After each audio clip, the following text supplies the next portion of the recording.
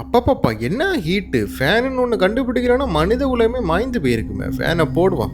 ஒருவேளை ஃபேன் சுவிட்சை ஆன் பண்ணியும் ஃபேன் ஓடலைன்னா என்ன பண்ணுறது? இல்லைன்னா ஓடிட்டு இருக்கவே ஃபேன் என் தலையில் வந்து விழுந்துடுச்சுன்னா நம்ம மறுபடியும் ஆகிடுவோமே. இல்லை ஃபேன் சுவிட்சை ஆன் பண்ண போகிறப்போ சுவிட்ச் 2 சாக்கு அடிச்சுதுன்னா ஐயோ இது டோட்டல் டேஞ்சரஸ் சோனாக இருக்கு. என்ன பண்ணுறது? என்ன இவங்கிட்ட இருந்து மெசேஜ் வந்திருக்கு? ரீப்ளே. நம்ம உடனே ரீப்ளை பண்ணால் நம்ம வேலை வெட்டி இல்லாமல் மொபைல் நோண்டிகிட்டு இருக்கோன்னு நினச்சிடுவானோ.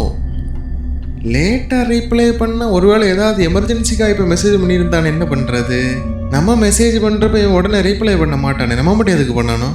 ஒருவேளை நம்மக்கிட்டேருந்து வாங்கின காசை கொடுக்கறதுக்காக மெசேஜ் பண்ணியிருப்பானோ. இப்போ மெசேஜை ஓப்பன் பண்ணணுமா வேணாமா? எதுக்கு மெசேஜ் பண்ணியிருப்பான்? இப்போ பைக்கு சாவியை இங்கே தான் வச்சேன், எங்கே போச்சுன்னு தெரியல. ஒருவேளை இப்போ நீ வெளியே போக வேண்டான்னு யூனிவர்ஸ் நம்மக்கிட்ட சிக்னல் தருதோ, அதான் பைக்கு சாவி கிடைக்கல போல. இப்போ வெளியே போனாதான் இந்த வேலை நடக்குமே. ஒருவேளை யூனிவர்ஸ் நம்மக்கிட்ட டெஸ்ட் வைக்குதோ, நீ பாஸ் ஆகிற இல்லையான்னு பார்ப்போன்னு. இப்போ வெளியே போகணுமா வேண்டாமா என்ன சொல்ல வருது?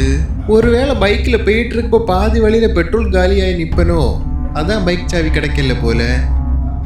இது நமக்கு நல்லது சொல்ல வருதா இல்லை கெட்டதுன்னு சொல்ல வருதா? என்னவா இருக்கும்?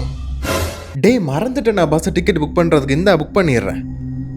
ஒருவேளை பஸ்ஸு டிக்கெட் புக் பண்ணிவிட்டு அந்த நாள் போக முடியாமல் போயிடுச்சுன்னா என்ன பண்ணுறது? டிக்கெட்டு காசு வேஸ்ட் ஆகிடுமே. அதான் ரீஃபண்ட் இருக்குல்ல, ரீஃபண்டு கேட்டுடலாம். ரீஃபண்டாக இருந்தாலும் ஃபுல் அமௌண்ட் திரும்ப கிடைக்காது. என்ன பண்ணலாம்? சரி புக் பண்ணுவோம். ஒருவேளை புக் பண்ணிவிட்டு நம்ம புக் பண்ண பஸ் அன்னைக்குன்னு பார்த்து கேன்சல் ஆகிடுச்சுன்னா என்ன பண்ணுறது? இப்போ டிக்கெட்டு புக் பண்ணணுமா வேணாமா என்ன பண்ணலாம்? ஐயோ இந்த ஓவர் திங்கிங் நோயை வச்சுட்டு நான் படுற பாடு இருக்கே.